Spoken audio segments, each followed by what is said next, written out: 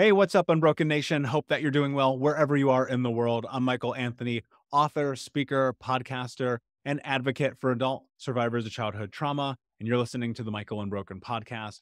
Today, I'm super excited to welcome clinical psychologist Stephanie Carinia. Stephanie, my friend, how are you today?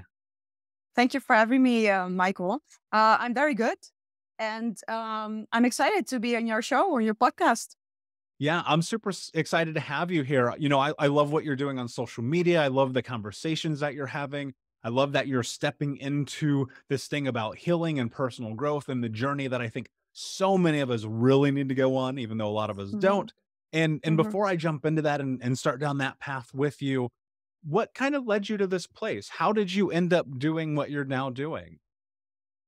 You mean also reaching out to people on a broader level, not only my work as a psychologist, Yeah, or yeah, exactly. Well, and all of it, right? I'm all so of it. curious Okay. about your story. Yeah. So often you hear that people become a psychologist, or that people think that people become a psychologist because they want to help other people. In my case, it was that I was fascinated about human behavior. Why do we behave the way we behave? Especially the unconscious. I'm focused on personality and trauma, which is often the cause of personality problems. So I was working like just in a mental health care institution, and still am, by the way. But I got frustrated by clients who said that the interventions was like life changing, and why didn't I know this 10 years before?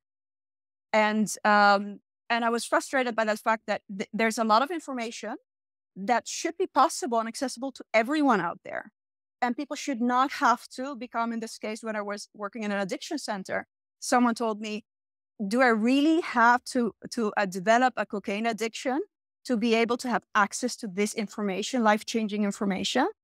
And I agree with him. Why should not some basic information be accessible to everyone? And that's what motivated to start my Instagram account, psychologist Stephanie, a while ago.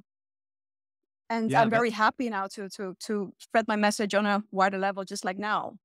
Yeah, and that's beautiful and it's powerful. I'm in complete agreement. I think that if anything, if we're going to make the world a better place, we have to make access to information stronger. And hmm one of the things that's really beautiful is we can have the conversations on social media and Instagram and an email and via text, and it's not hidden Yes. and kept from people. And now I think more than ever, we have permission to seek it on our own. hmm What if anything, like, as you are in this and you're noticing the impact that you're having on social media, what if hmm anything do you feel like is the thing that people are most seeking when they're reaching out to you and they're wanting to step into what's next in their life? Um, what I hear most often, what resonates, people letting me know that my posts resonate a lot, or the Insta lives, and they said that for the first time, or at least they feel understood. They're like, "Wow, these messages are directed directly to me." I hear this often. I always knew there was something wrong, but I couldn't pinpoint it.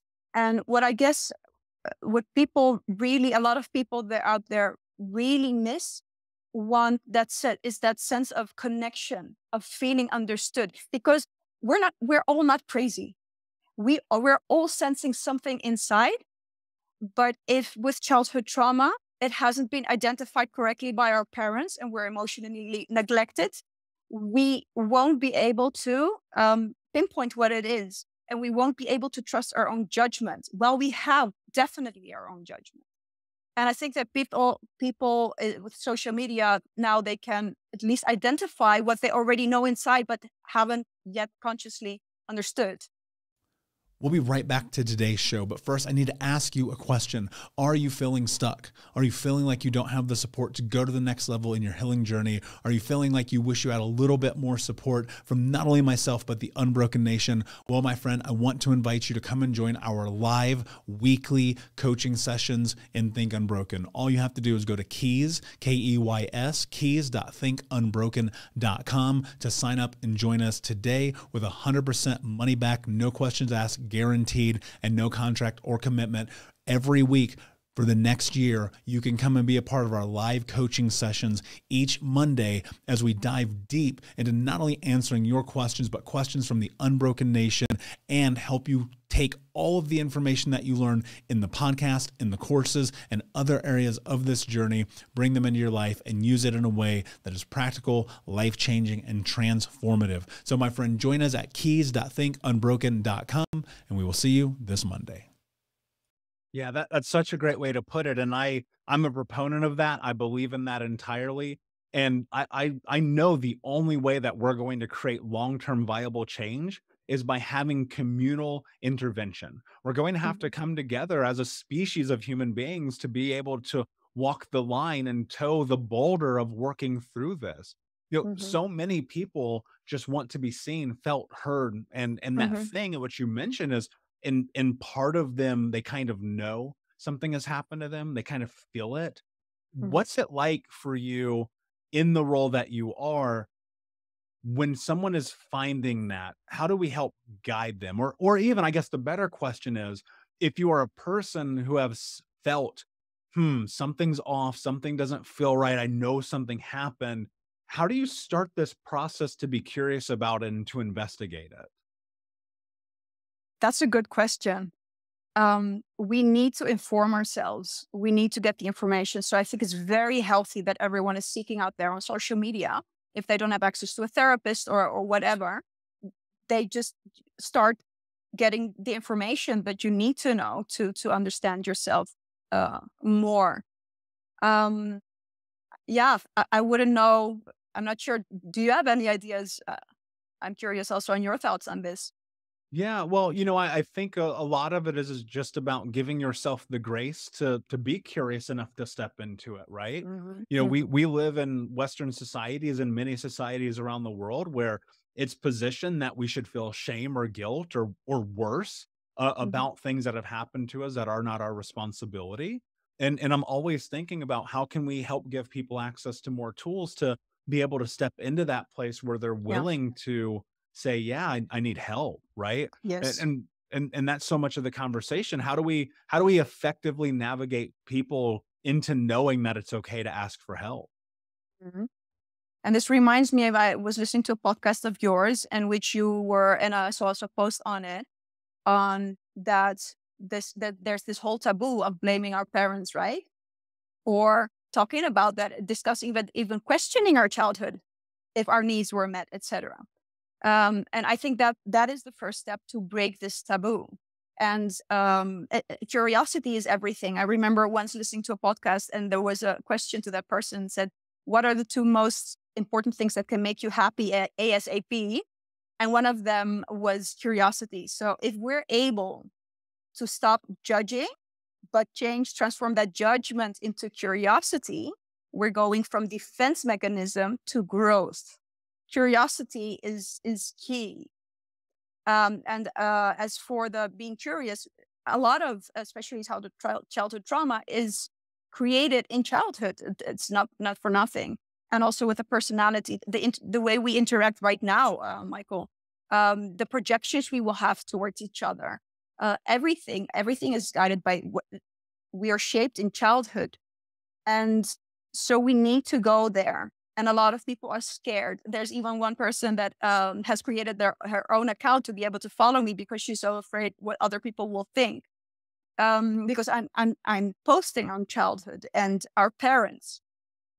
And I think that it's important for people to realize that when we go to our childhood, our purpose is not to blame.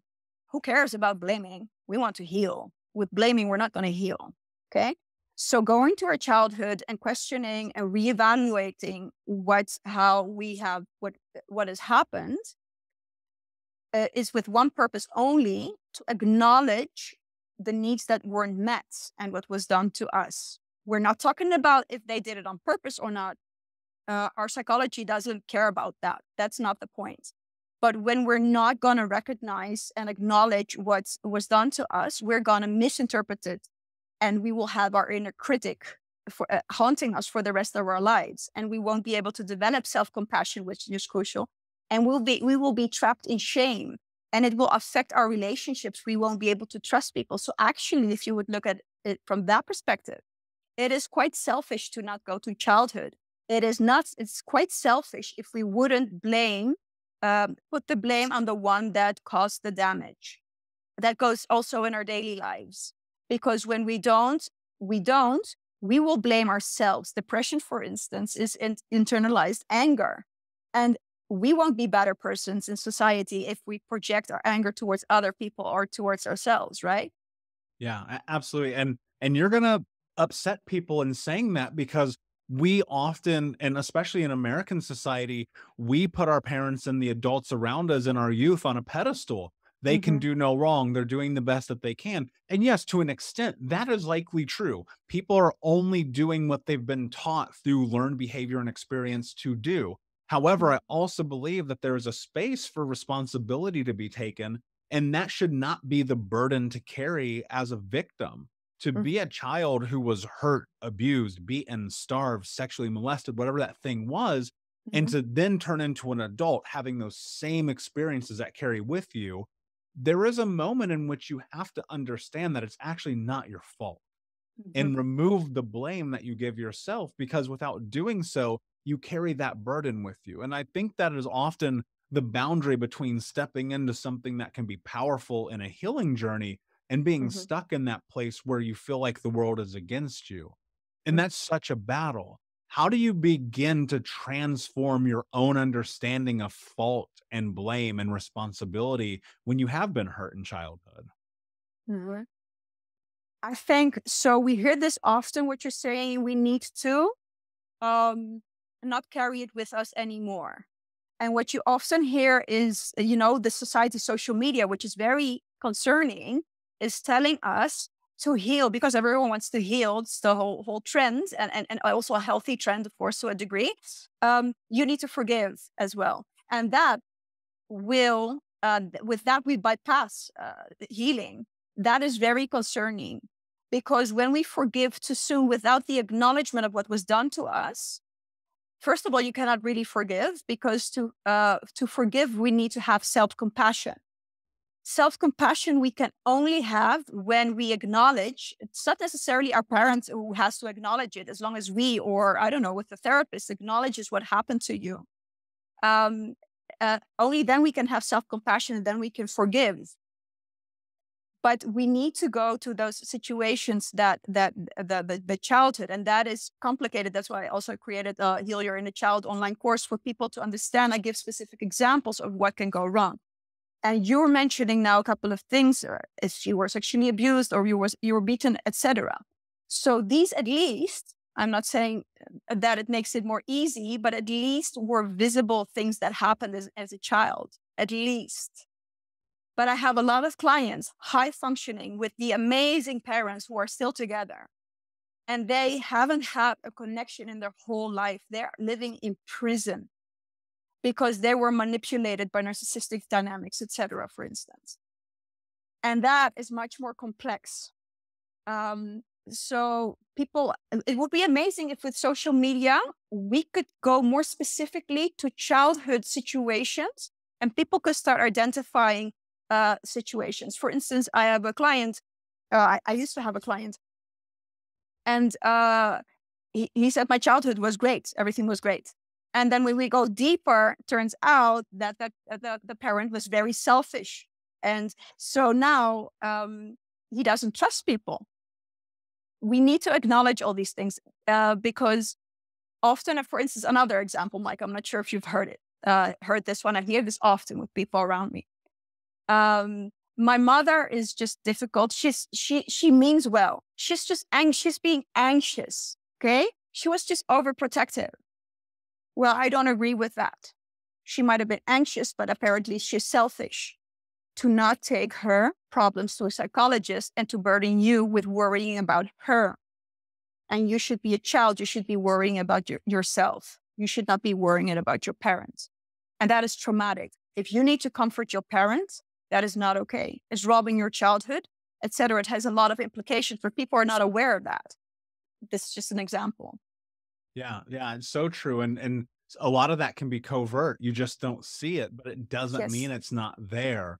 Yes. As people are starting to recognize this, and more so and more so, because now we're having conversations with words like narcissism, words we Mhm. haven't used before, Mhm. and looking at that and stepping into it, now understanding we, in order to continue to step into this path of healing, need to create boundaries and understanding around our wants, needs, interests, and values, so on and so forth. What I'm curious about from your perspective is, what role does having boundaries in your life play in the healing journey? So yeah, I came up with this healing steps. So you have step one of acknowledging I'm wounded in the first place, because a lot of people are in denial. I'm wounded. I'm actually surviving, not thriving. And the other one is connecting to your emotions.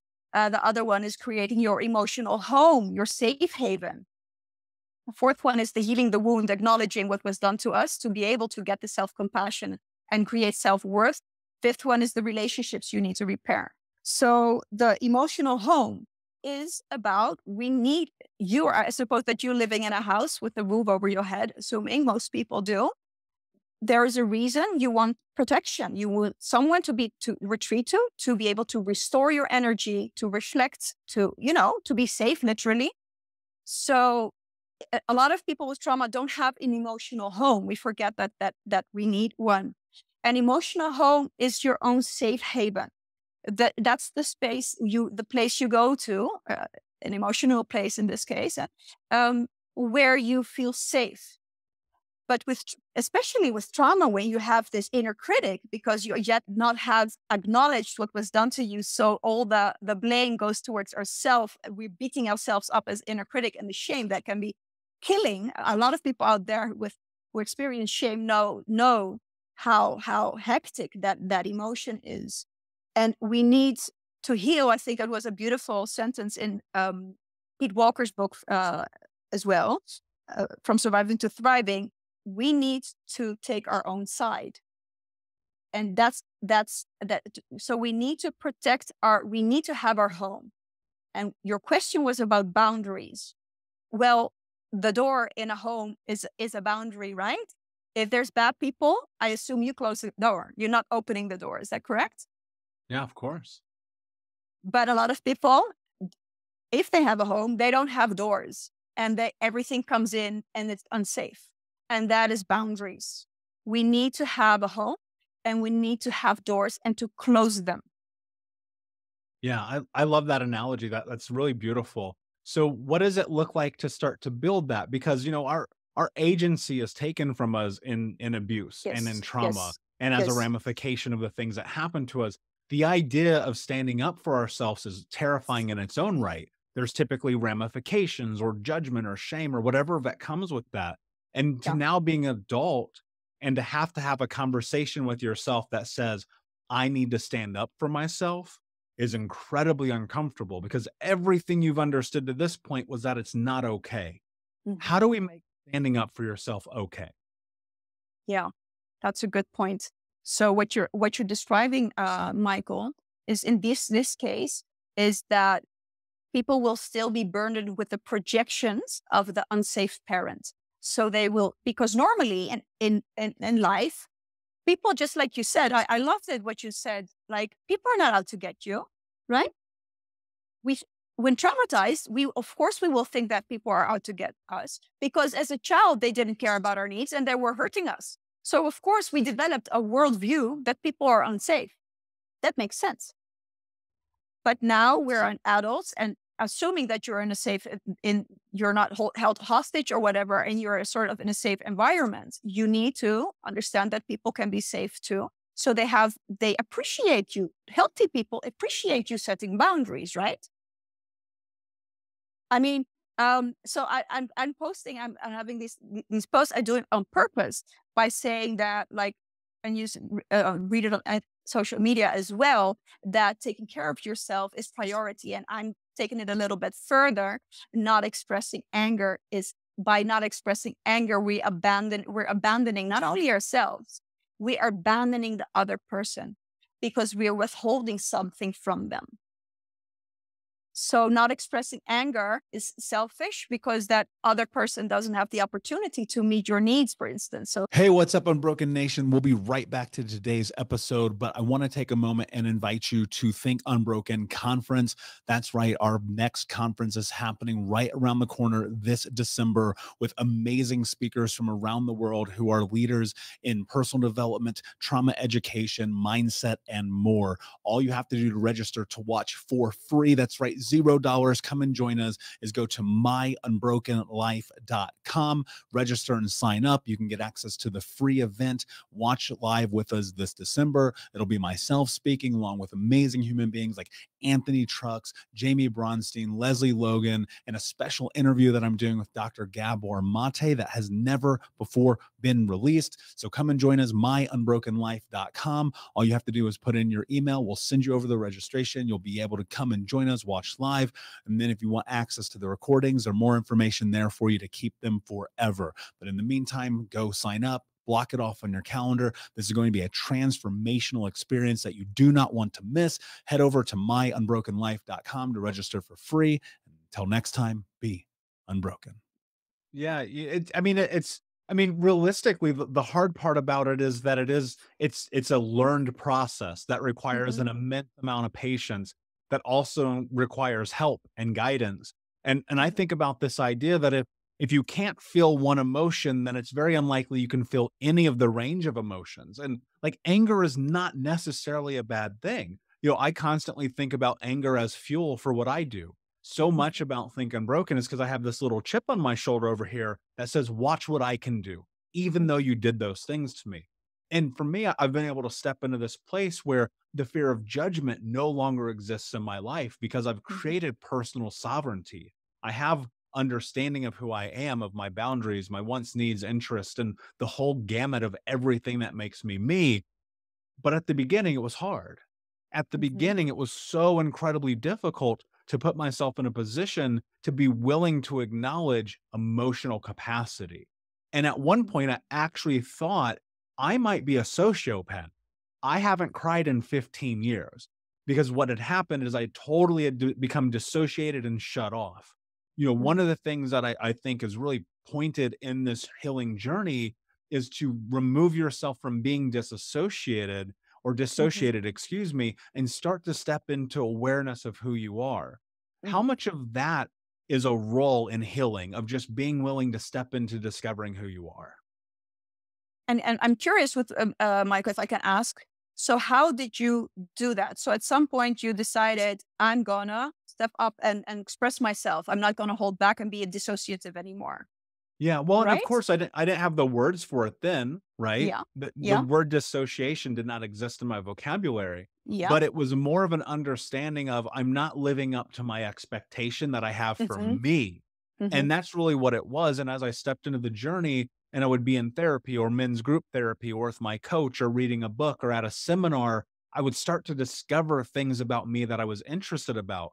And then I just started moving towards them. And then one day I just woke up and I was like, oh, I feel like I'm starting to be that person I always thought I could be. Right. And I noticed the emotional capacity that I had. I noticed my physical body, like sensation and emotion. I noticed just being present. And that so much was just in the process of the healing journey. And so that's why I was curious about it. Is that something that is an across the board thing? How much of this healing is really just becoming who you are capable of being? Yeah, good point. I think so. Childhood trauma is nothing else than, because a lot of people say, okay, so perhaps say, okay, so you had a bad childhood. Okay, so it wasn't much fun. Okay. It's not about that it wasn't much fun. It's not about the pain that we suffered as a child. It is about that too.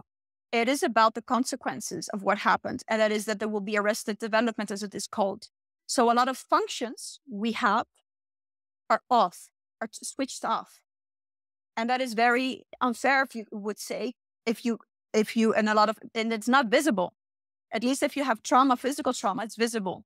But people with childhood trauma have a lot of functions that don't work. And to navigate through life without that is so much harder. It's so much harder. To navigate through life without being in touch with anger or feeling that you're not allowed to be angry is very hard. This is not the best analogy that I have, but for now, it's the best I can come up with. As if you're driving a car, I assume that you're driving a car with, the different the different gear, right? Gear 1, 2, 3, 4, 5, right? Is that correct with driving? Yeah. I don't know the English term, but the gear. So you need to understand that if with childhood trauma, with this arrested development, you're driving a car with only like 1 and 5. You don't. It's not much fun. And what you want to is to have the full access of the whole car to be able to drive. And anger, people don't understand the power of emotions. Anger is our power. So anger, if it's not processed correct, if anger is processed correctly, it is our power. It will get us to where we want. Anger is not only protection from harm. Anger is our power to get our goals done, to keep our focus, to fight for what we want. When we are in touch with our anger, we are much safer people to other people. For instance, The Price of Being Nice, an interesting article. This one is fascinating. I never thought about this. Did you know that people who are nice are judged as less trustworthy? That I didn't know, but I believe it. Yeah. And the reason is because if you're nice, you never express your anger or your dissatisfaction in an interaction with someone, you're hiding, because we're all angry. Perhaps it's been suppressed and you're very proud. If you have a fawn response, you're very proud of, I'm never angry. But that's emotional neglect. If you're not in touch with your anger, that's a trauma response. And if you're proud of it, that's a bigger trauma response. That means that as a child, your anger was eliminated by rejecting you or shaming you for it. And then you're going through life with only 1 or 2 gears instead of 5. Yeah, I mean, that makes perfect sense to me. And, I think so much of my experience and many of even my clients is anger was not allowed. You are not allowed to be angry. You are not allowed to express that side of yourself. And I noticed, and I had it actually pointed out from one of the men in my men's group therapy many years ago. He said, "You don't know how to be angry." And that was fascinating to me because no one had ever said that to me, because I didn't recognize that I had been disallowed that emotional response in my childhood, because every time I'd get upset, there would be ramifications. And what I discovered by tapping into that emotion, not only, and I'm in complete agreement with you, it became fuel, right? It became the thing that drives me in a healthy way, not in a self-destructive manner. So let's be clear, there are 2 ways that anger exists, probably more. And then the other side of it was, as I stepped into that emotional capacity, I also started to realize the other emotional capacities that I had as well. I think the challenge we face most often is the hurdle of being able to step over it's not okay to be angry into it is okay to be angry. How do you get to the place of it is okay to be angry? I would put it a little bit differently. I would say it is not okay to not be angry. It is selfish to not be angry. The damage you're causing to society by not be angry is huge. And don't get me, and let's get this straight. If you are not expressing your anger, those types that are proud of it, depending on the temperament type, it's going to be get out there in a passive aggressive way. And that won't make people happy. I had that myself as well. When the pressure goes up, I'm going to be passive aggressive, and that's not much fun to people. So I need to work hard to get my anger out at that moment. Or if it's not going to go underground, and in toxic way, passive aggressiveness. And with passive aggressiveness, I mean that you're going to sort of sabotage things, but in a very invisible way. And otherwise it can cause depression. So it is bad to society when we're not angry. And we need to understand this. The reason that we are afraid to be angry is because in childhood, when everything is learned, our worldview develops, our world map, representations, it's called in psychology, is because as a child, when we expressed anger, which is very healthy as a child, instead of being validated, like, honey, I hear you. I see you're very angry right now. It's not okay to talk to mama that way. But I do see that you're angry. And I would like to talk to you because I want to know what's up. So that's a healthy way of responding to anger. If that was done correctly as a child, then we learn that, it's okay to be angry. I need to, of course, do it. And I cannot start hitting someone, but I can express it. And they try to help you with words. And you get the impression that people in adulthood are appreciative if you show your anger, which is your communication to healthy boundaries to be able to stay connected. But when that happens, when we have wounded parents, I call it wounded, traumatized parents or wounded parents, they are going to be afraid of anger. They cannot view it for what it is, an attempt to connect, an attempt for someone to show the boundary or the power or the goal. And it's actually, anger is actually connecting. It's actually, and not showing anger, I posted on this, by not showing your anger, you're disconnecting without the person knowing. So you're not letting the other person know that you're actually checking out within. Perhaps you're talking and you're being nice, but we all know you have already checked out emotionally, if that makes sense. Yeah, I love that. And I love the correlation that you made between anger and using it effectively and being a boundary, because it's so true. I mean, we as human beings, the one thing that we have is our emotional capacity. They often say that's what separates us from animals, right? And to deny yourself that is to deny the very thing that makes you a human being. And it's scary and it's uncomfortable and it's hard. But the only way that we grow is through being uncomfortable and doing scary and hard things. Because if we don't, then we cannot create new data points. We cannot make new meanings. We cannot figure out how to assess situations. And I do think there's a healthy way to step into anger that is productive and not counterproductive. And I love this conversation. It's really powerful because I think what might be happening right now is we're just giving people permission to be able to feel anger. And like that's a part of this mission, this goal of healing is feel it all. Feel it all because it's there and it's deserving of you to be able to be a human being. One of the last questions I have for you before I let you go for the evening is if someone is just starting this journey and they're hearing this and they're like, Stephanie, that sounds great, but I don't know what to do. I really don't know where to begin.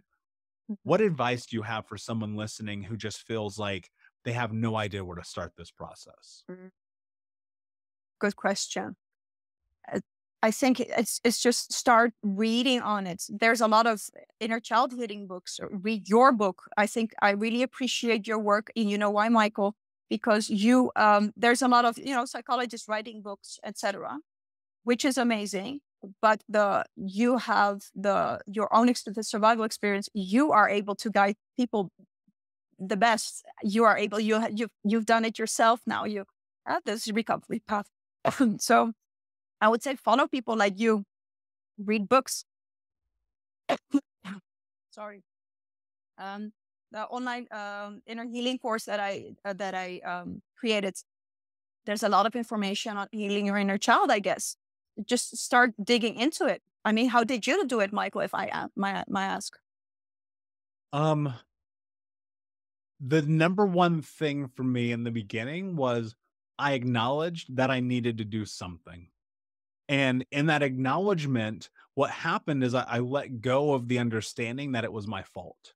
And I didn't have the words for that 10, 12 years ago. I just knew that if I didn't take control over my life, nothing was going to change.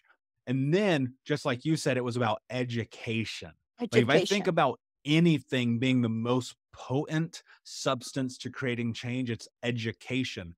And in that, I read all the books. I mean, I got Pete Walker over here. I got Brendan Burchard here. I got even Bessel's over here too on my bookshelf, and just consuming knowledge, consuming information. Absolutely. So I could make meaning. Because the thing that I didn't understand was that I didn't understand. And if you can start understanding the brain, the body, take a course, take a seminar, go to, a personal development conference.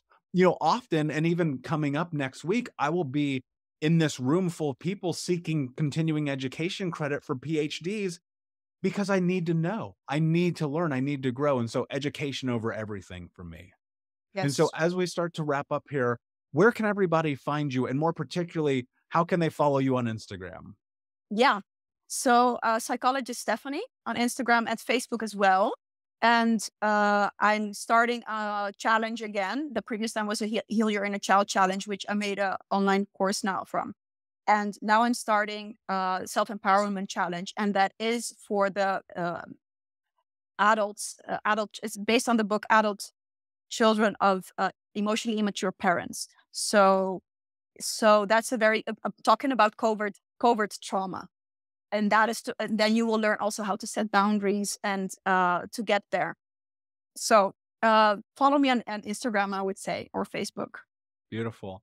Thank you so much for being here and being part of this, Stephanie. My last question for you is, what does it mean to you to be unbroken? To be unbroken, yes,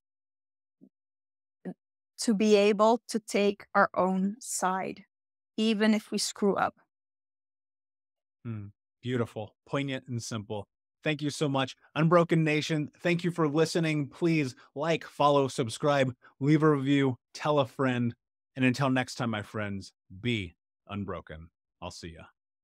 Hey, Unbroken Nation, we'll be right back to the show, but I wanted to let you know that you can grab a copy of my first book, Think Unbroken, Understanding and Overcoming Childhood Trauma, for free. If you go to book.thinkunbroken.com, you can download the PDF ebook version of the book and get everything that I know about the baseline of healing trauma for free, downloaded to your email right now. Just go to book.thinkunbroken.com to download your copy of Think Unbroken, Understanding and Overcoming Childhood Trauma for a PDF for your phone. Again, that is book.thinkunbroken.com. Thank you so much for listening to Think Unbroken.